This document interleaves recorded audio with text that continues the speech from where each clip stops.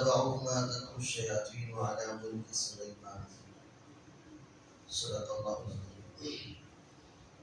بزرگان محترم، معزز دوستان، اللہ رب العزت نے قرآن پاک میں ہر بیماری کا علاج، ہر مسئلے کا حل اور ہر پریشانی میں سہولت کی تمام تر رہنمائیاں اتاری ہیں۔ بس شرط یہ ہے کہ بندہ قرآن پاک سے اپنے مسائل کو حل کرنے کی کوشش کرے۔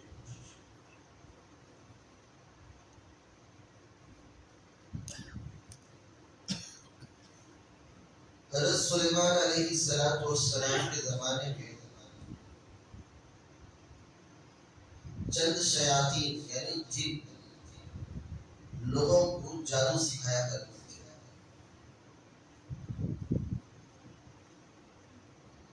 سلیمان علیہ السلام کو اس کا علم نہیں تھا۔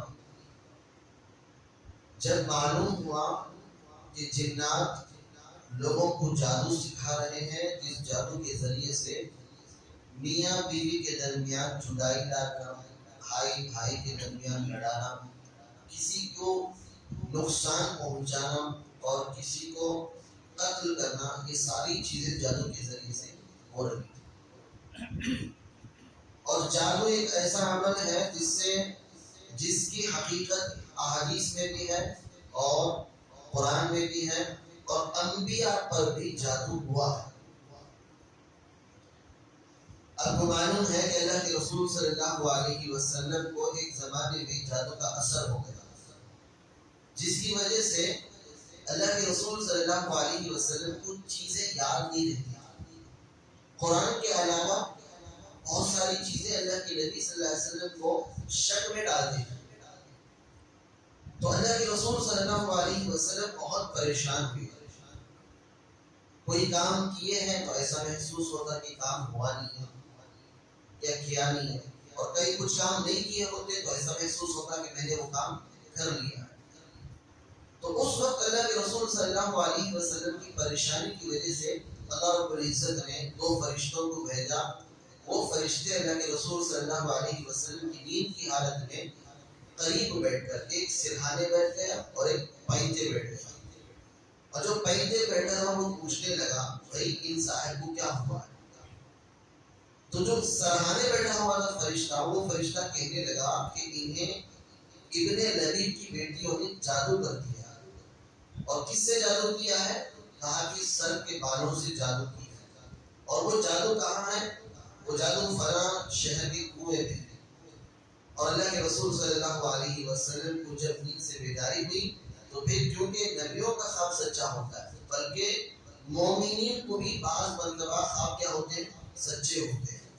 اسی لیے اللہ کے رسول صلی اللہ علیہ وسلم نے فرمایا ان الرؤیا من الالہام یا من الوحی، یعنی وحی کی جو شکل ہوتی ہے، الہام کی جو شکل ہوتی ہے، اس کی ایک شکل کیا ہے؟ خواب بھی ہوتے ہیں۔ اور اللہ کے رسول کو جو خواب پڑھتے تھے وہ تو کیا ہوتے تھے؟ سچے ہوا کرتے تھے۔ تو اللہ کے رسول صلی اللہ علیہ وسلم صحابہ کو لے کر اس کنویں کے پاس گئے اور اس میں اترے، تو اسی وقت آیتیں اتری سورہ فلق اور سورہ ناس۔ اس میں کل 13 آیتیں ہیں، اور ان آیتوں کو کیا کیا گیا تھا؟ اتارا گیا تھا اللہ کے رسول صلی اللہ علیہ وسلم پر۔ اللہ نے اتارا تھا، اور کیوں اتارا تھا؟ کہ جس کنویں میں اللہ کے نبی صلی اللہ علیہ وسلم پر جادو کیا گیا تھا، اس میں جو رسی اور بال تھے اس کے ذریعے سے 13 گھانٹ باندھے گئے تھے۔ تو اللہ کے رسول صلی اللہ علیہ وسلم کی آیت پڑھتے اور اس گھانٹ کو کھولتے جاتے، اور جیسے جیسے کھولے گئے اللہ کے نبی صلی اللہ علیہ وسلم پر اس کا اثر ختم ہوتا گیا۔ اور اس کے آخر میں اللہ کے نبی صلی اللہ علیہ وسلم نے فرمایا مجھے ایسا محسوس ہوگا کہ کوئی میرے سر پر پہاڑ رکھ دیا۔ اب ان آیتوں کی برکت سے اب وہ کیا ہو گئی؟ وہ چیز ختم ہو گئی۔ اسی طرح موسیٰ علیہ السلام کے زمانے میں جب جادوگروں نے سانپ ڈالا، رسیاں ڈالی، تو وہ کیا ہو گئے؟ سانپ بن گئے، اور موسیٰ علیہ السلام بھی ڈر گئے۔ اور اللہ نے کہا کہ عصا ڈالو، عصا ڈالے تو پھر عصے کے ذریعے سے انہوں نے اس جادو کا اثر ختم ہو گیا۔ لیکن یہاں ایک بات ہمیں سمجھنے ملتی ہے کہ جادو سے دھوکہ کسے دیا گیا؟ موسیٰ علیہ السلام کو۔ ان کی آنکھیں بھی کیا ہو گئی؟ دھوکہ آ گئی. تو اس سے معلوم ہوتا ہے کہ جادو کیا ہے، حقیقت ہے، اور اسے بچنا بھی چاہیے. اس سے بچنے کا طریقہ یہ ہے کہ سورہ فلق اور سورہ ناس روزانہ شام میں جب پڑھ سوتے ہیں تو اس وقت بیٹھ کر بستر پر 3 مرتبہ پڑھ کر اپنے ہاتھوں پر پھونک کر اسے اپنے جسم پر پھیرے. یہ اللہ کے رسول صلی اللہ علیہ وسلم کی عادت شریفہ ہے. حتیٰ کہ ایک مرتبہ بیمار ہوئے کہ اتنے بیمار ہوئے کہ انہیں پڑھنے کی طاقت نہیں تھی، تو حضرت امی عائشہ رضی اللہ عنہا نے سورہ فلق سورہ ناس پڑھ کر اللہ کے نبی کے ہاتھوں پر دم کیا تو اللہ کے نبی نے اپنے جسم پر اسے پھیرا. کہا کہ اس سے 2 نقصانوں سے بچاؤ ہوگا. ایک، نظر سے. لوگوں کی نظر کیا ہوتی ہے، بڑی خطرناک ہوتی ہے. جیب میں 500 روپے کی نوٹ رکھو، لوگ چہرہ دیکھنا چھوڑا ہوگی، جیب کچھ گھومتے تھے. تو لوگوں کی حالت ایسی ہے کہ کسی کو خوش دیکھنا نہیں چاہتے، کسی کی راحت پسند نہیں آتی، کسی کی شہرت پسند نہیں آتی. لوگ کسی کو چاہ رہے ہیں وہ برداشت نہیں کرتے، تو ان کے خلاف کیا کر دیتے ہیں، جادو کر دیتے ہیں. اور حضرت سلیمان علیہ السلام کے زمانے میں بھی اسی طریقے کا جادو ہوا کرتا ہے. تو جب حضرت سلیمان علیہ السلام کو معلوم ہوا کہ لوگ جادو کے ذریعے سے میاں بیوی کے درمیان تفریق ڈال رہے ہیں اور لوگوں کے خلاف نقصان پہنچانے کے جادو کر رہے ہیں، تو حضرت سلیمان علیہ السلام نے اس زمانے میں جو مطیع اور فرما بردار جن تھے انہیں حکم دیا کہ جاؤ جس کے ذریعے سے یہ جادو چل رہا ہے اسے کیا کرو، اسے جمع کرو. تو یہ فرما بردار جنات جب راستوں پر نکلے تو انہیں معلوم ہوا کہ یہ جو ناپاک جنات ہیں وہ کتابوں میں پڑھ کر کیا کر رہے ہیں، لوگوں پر جادو کر رہے ہیں. تو انہوں نے وہ ساری کتابیں جمع کی جس میں جادو کے منتر تھے، اور اسے لا کر حضرت سلیمان علیہ السلام نے اپنے تخت کے نیچے کیا کر دیا، رکھ دیا، اور اس پر خود کیا ہو گئے، بیٹھ گئے. کیونکہ سلیمان علیہ السلام کی طاقت اتنی تھی، انسان تو انسان، جنات بھی ان کے قریب جانے سے ڈرتے تھے. تو لہٰذا سلیمان علیہ السلام نے اسے اپنے تخت پر رکھا. حضرت سلیمان علیہ السلام نہ بھی ہو تو دیکھ کر ہی محسوس ہوگا کہ کس کی کرسی ہے، سلیمان علیہ السلام کی. تو ہر ایک ڈرتا. پولیس اسٹیشن میں جا کو بینچ پر بیٹھتی، اس کے نیچے کو بیٹھتی، بیٹھی تھی اس پیچھے کو، پھر کیا ہو جاتی، شریف اتنی لال ہو جاتی ہے کہ پھر دوبارہ کافی بیٹھنے کی لائق نہیں رہتی. تو میرے بھائی وہ سلیمان علیہ السلام کی کرسی کی ہیبت جنات پر، انسانوں پر تھی، جس کی وجہ سے کوئی ان کتابوں تک نہیں پہنچتا تھا. لیکن جب حضرت سلیمان علیہ السلام کا انتقال ہو گیا تو شیطان نے کہا کہ تمہارے اوپر جو حکومت کرتے تھے سلیمان علیہ السلام وہ انہی کتابوں کی وجہ سے کرتے تھے. اگر تم بھی انہیں سیکھ لو تو پھر تمہیں بھی وہ حکومت مل جائے گی. تو اس وقت لوگوں نے اس کتابوں پر حملہ کیا اور کتاب لے گئے اور اسے پڑھ کر لوگوں پر جادو کرنا شروع کر دیا. آج بھی کیا ہے، یہی معمول ہے کہ لوگ ایک دوسرے پر جادو کرتے ہیں. میرے بھائی وہ جادو کرنے کا مطلب یہ ہے کہ اے اللہ تیری تقسیم پر ہم راضی نہیں ہیں. حاسد کیوں کرتا ہے، جادو کیوں کرتے ہیں، حسد کی بنیاد پر، جلن کی بنیاد پر، دشمنی کی بنیاد پر. مثال کے طور پر کسی کو شہرت مل رہی ہے تو لوگ برداشت نہیں کرتے، اس کے خلاف جادو کرتے ہیں. کسی نے کو بیٹی شہرت ہے، کوئی خوبصورت ہے تو پھر اس کے خلاف جادو کر دیتے کہ اس کے چاہنے والے بلّہ کے، کوئی وہ میرے کس میں آ جائے، میرے فرے میں آ جائے، میں مجھ سے نکاح کر لے، مجھ سے شادی کر لے. اور یہ بھی کوئی ترقی کر رہا ہے، مال خوب اللہ نے دیا ہے، اس کے خلاف جادو کر دیتے ہیں کہ میرے خاندان میں کو سکھا کوئی نہ کبڑا مانگا کرنے کا بھی جادو کر دیتے ہیں. اور یہ جو جتنی بھی چیزیں ان کی سمجھ میں آ رہی، چاہے خوبصورتی ہو، چاہے شہرت ہو، چاہے مال ہو، کون دیتا ہے، اللہ دیتا ہے. اگر کوئی اس کے خلاف کام کر رہا ہے، اس کا مطلب یہ ہے کہ اے اللہ جو تو سب تقسیم کر رہا ہے یہ مجھے پسند نہیں. وہ اللہ کے خلاف بغاوت کر رہا ہے. اور کہا کہ جادو اسی وقت اثر کرتا ہے جب جادو کرنے والا یعنی جس کے کہنے پر یا جو جادو کر رہا ہے دونوں کے دونوں کیا ہو جائیں، شیطان کے فرما بردار بن جائیں. جب تک شیطان کے فرما بردار نہیں بنیں گے تب تک جادو کا اثر نہیں ہوگا. یعنی میں اگر کوئی جادو کر رہا ہے، مجھ پر کر رہا ہے، تو جو جادو کر رہا ہے اور جس کے ذریعے سے کر رہا ہے ان دونوں کے لیے شرط ہے کہ وہ کیا ہو جائیں، شیطان کے فرما بردار بن جائیں. اور شیطان کو فرما بردار، شیطان کے فرما بردار بننے کے لیے ضروری ہے کہ وہ اللہ کے خلاف ہوں. جب تک اللہ کی موافقت میں ہو یا پھر شیطان کی ہاں نہ ملائے تب تک کیا نہیں ہوگا، جادو کا اثر نہیں ہوگا. اسی وجہ سے کہا گیا جادو کفر ہے. جادو کیا ہے، کفر ہے، کرنے والا بھی کرانے والا بھی۔ اگر کوئی آدمی جادو کرتا ہے تو وہ ایمان سے خارج ہو جاتا ہے۔ اللہ رب العزت نے اسی کو قرآن پاک میں فرمایا وَاتَّبَعُوا مَا تَتْلُو الشَّيَاطِينُ عَلَىٰ مُلْكِ سُلَيْمَانَ وَمَا كَفَرَ سُلَيْمَانُ وَلَٰكِنَّ الشَّيَاطِينَ يُعَلِّمُونَ النَّاسَ السِّحْرَ۔ شیطان جو کیا کرتے تھے؟ لوگوں کو جادو سکھایا کرتے تھے۔ اب جب لوگ جادو خوب سیکھنے لگے اور لوگوں نے پروپیگنڈا شروع کر دیا تو فوراً یہ جو روزانہ جمعرات اور جمعہ کو کیا ہوتے ہیں، پیر کو نام امر پہنچتے ہیں عرش پر۔ اب روزانہ بھی پہنچتے ہیں شام کا۔ اب فرشتوں میں ایک ہنگامہ ہوگا، یہ کیا لوگ ہیں، یہ کیسے انسان ہیں کہ اللہ کے خلاف کیا کر رہے ہیں، بغاوت کر رہے ہیں، اللہ پر جلن، اللہ کے خلاف پروپیگنڈا اور اللہ نے جو تقسیم کیا ہے اس کے خلاف کیا کر رہے ہیں، سازشیں کر رہے ہیں۔ تو فرشتوں میں ہنگامہ ہوگا، یہ کیسے لوگ ہیں، یہ کیسے انسان ہیں؟ تو فرشتوں نے اللہ سے کہا کہ اے اللہ، آپ نے انہیں خلافت دی ہے، اس خلافت کے لائق نہیں ہے، ان سے آپ خلافت چھین لیجیے۔ ہم آپ کے فرما بردار ہیں، ہم اپنے کی کرتے ہیں، عبادت کرتے ہیں، بس ہماری عبادت آپ کے لیے کافی ہے، ان لوگوں سے خلافت آپ چھین لیں۔ تو اللہ رب العزت کیونکہ انسانوں سے بہت زیادہ محبت کرتا ہے تو ان فرشتوں سے کہا کہ حقیقت یہ ہے کہ یہ انسان مجھ سے کیا ہے، مجھے دیکھتے نہیں ہیں، میں پردے میں ہوں، میری قدرت پردے میں ہے، تو لہٰذا یہ گناہ کر رہے ہیں۔ اگر یہ میں ان سے پردے میں نہ ہوتا، جس طرح تم مجھے دیکھ رہے ہو یہ بھی مجھے دیکھتے تو میری نافرمانی نہ کرتے۔ فرشتے کہنے لگے اے اللہ، یہ کون سی کمال کی بات ہے، جب آپ نے پیدا کیا ہے، آپ نے زندگی دی ہے، تو پھر نافرمانی کیوں کریں؟ تو اللہ نے کہا کہ اگر پردہ میں بھی کیا کر دوں، تمہارے سے روک لوں، تو تم بھی نافرمانی شروع کر دو۔ تو فرشتوں نے کہا کہ اے اللہ، ایسا ہرگز نہیں ہوگا۔ تو اللہ نے حکم دیا کہ جاؤ، اب تمہاری آزمائش ہوگی، فرشتوں کی آزمائش۔ اب اس وقت اللہ نے کہا کہ تم فرشتوں میں جو سب سے زیادہ نیک ہے اسے لاؤ، اور اس سے میں کیا ہو جاؤں گا، پردے میں چلا جاؤں گا، دیکھو پھر وہ بھی گناہ کرے گا۔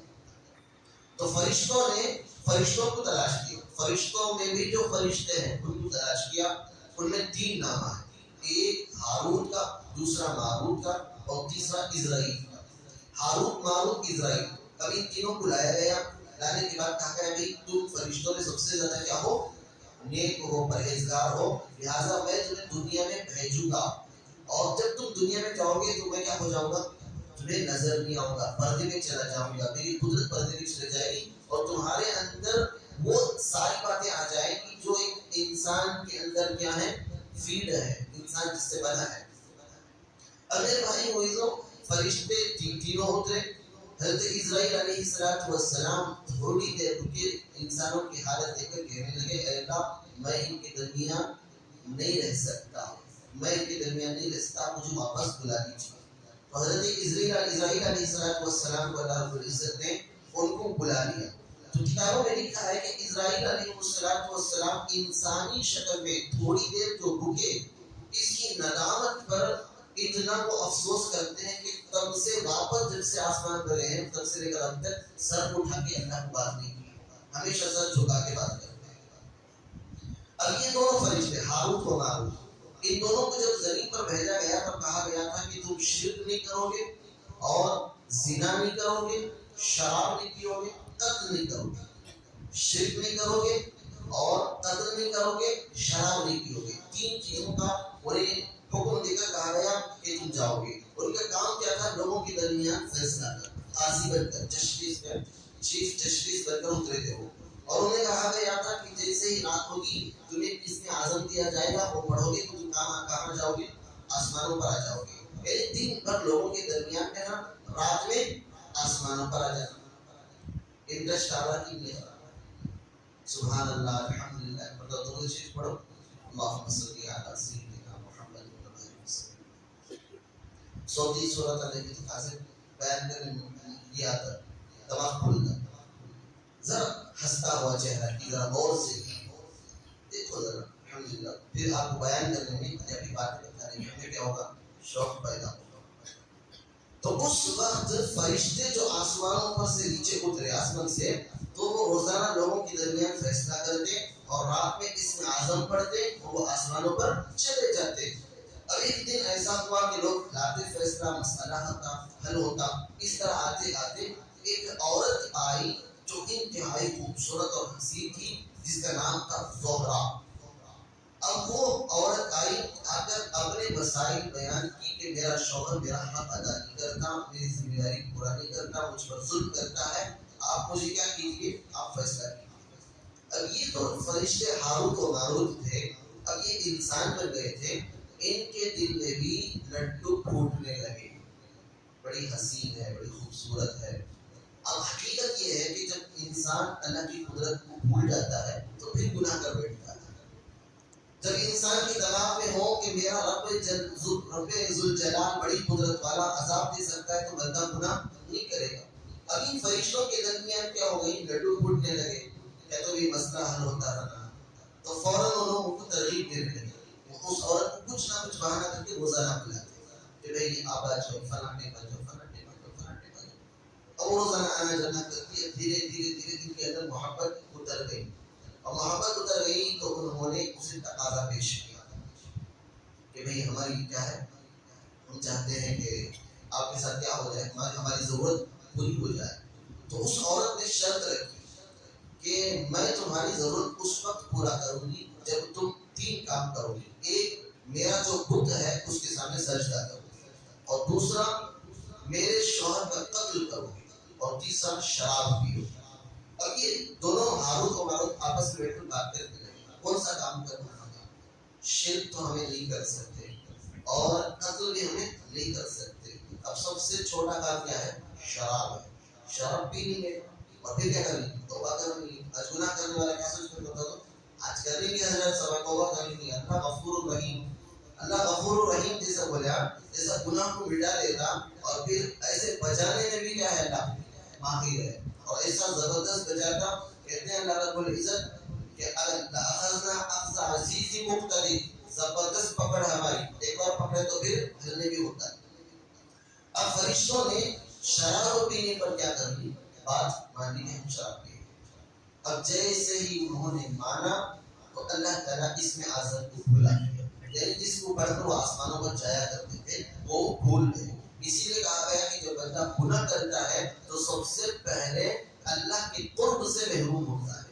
اللہ کے قریب جو رشتہ ہوتا ہے بندے کا اللہ سے، وہ رشتہ کیا ہو جاتا ہے، ٹوٹ جاتا ہے. تو پھر بندے کو راستے اللہ کی طرف نہیں بلکہ شیطان کی طرف نظر آتا ہے. تو پھر انہیں کہا کہ کیا پا لیتا.